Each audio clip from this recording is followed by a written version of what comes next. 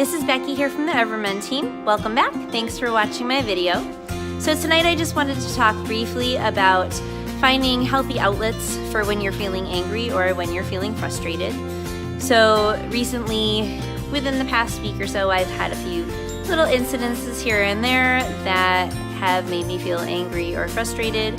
And I actually don't get angry very often, or I don't get really angry very often, but when I do, I am an angry Italian. I don't know if you've ever seen an angry Italian, but if you haven't, you probably don't want to.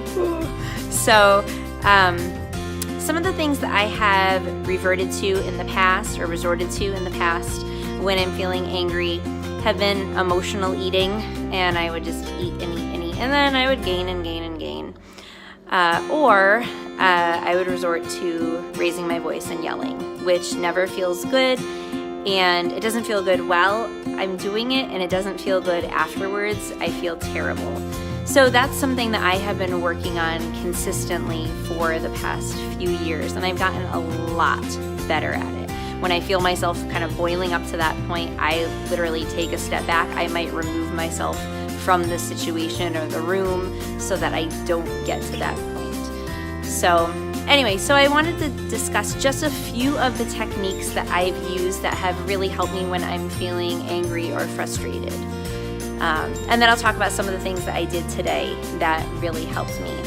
So last night I got to the point where I was feeling very, very angry, and if I start talking when I'm really angry, I talk out of turn, and I might express myself in a way that is really just kind of talking out of anger and not exactly from a place of facts and how I'm really feeling. So what I've learned to do is take a step back. Sometimes I will literally take an entire day of just kind of shutting myself down and not really talking that much.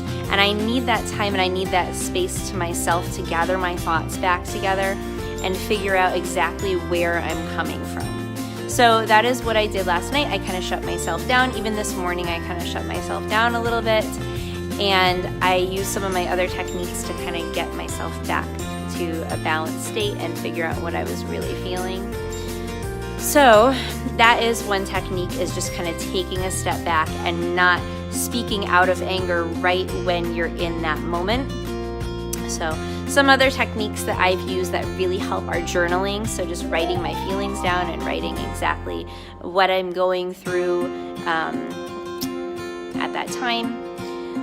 Also taking a shower, like a nice, long, warm shower. Just the process of taking a shower is very therapeutic, and it's also kind of symbolic. It's kind of washing away the anger, washing away the hurt or the frustration, and getting back to a better state. Exercising and kind of releasing some of that anger and releasing some of that energy really helps.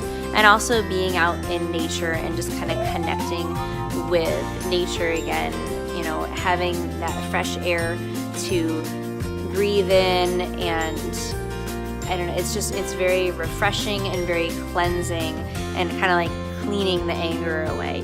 So some of the things, and also I forgot, also having your pet to help relieve your anger or frustration. So today, Rosie, our dog, we have 3 cats and 1 dog. Rosie came up to me and she knew that I was still feeling angry and frustrated, and she buried her head into my armpit. She does that sometimes every now and then just because she loves being pet, but she also does it sometimes when she knows and she can sense that there is something different going on, either in my body language or how I'm acting.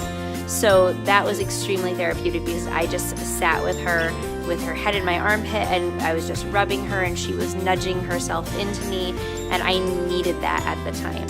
Some other things that I ended up doing today that really, really helped, that were extremely therapeutic to help me release some of that anger and get myself into a much better state from where I am tonight, is earlier today I exercised. I exercised for an hour and a half. I don't usually exercise for that long, but I needed it. I also went outside with my youngest son, and we cleared away some brush. which helped a lot. And we were sweeping some twigs away from the road, and it just really helped being outside. And it really helped that it was really nice outside too. So let's see, what else did I do today? And I did end up taking a fairly long shower for how long I usually take my showers, and that really helped as well. So the shower is actually where I do some of my best thinking. So, and then something else that also happened today, and this is really good for kids. I have my husband and I have a 5.5 and a 3.5-year-old, and the 3.5-year-old really pushes my older son's buttons. And my older son still doesn't know exactly how to vent his anger and his frustration. So what he does is he yells and he clenches his teeth and he gets really, really angry and frustrated.